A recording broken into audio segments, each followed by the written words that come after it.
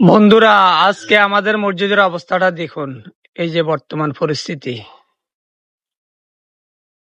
দেখতে থাকুন। আমি আপনাদেরকে পুরো মসজিদটা দেখাবো।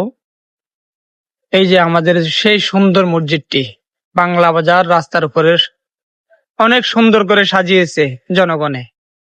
এখন ভেঙে ফেলতে হবে, কি আর করার আছে। আল্লাহর ঘর মসজিদ ভাঙ্গা ঠিক নয়, তবে রাস্তার জন্য সবই ভালো কাজ, দুটোই ভালো কাজ। এখন রাস্তা যখন সরকারি, তখন তো এটা ভেঙে ফেলতে হবে। আমি এখন দোতলা যাইতেছি। দেখুন, দোতলা যাওয়ার সিঁড়ি। এই যে দেখুন এসি। আমাদের এই মসজিদের মধ্যে অনেকগুলো এসি আছে।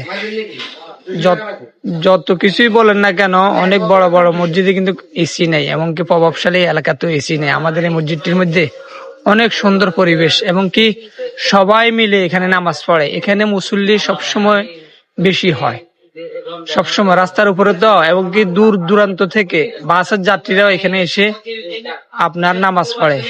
সবাই আমাদের মসজিদকে সহায়তা করবেন।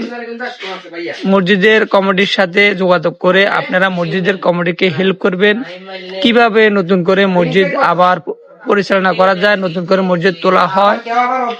এই যে দেখুন, উপরে মোটামুটি শেষ, টিন এবং লোহা আর সামান্য বাকি আছে।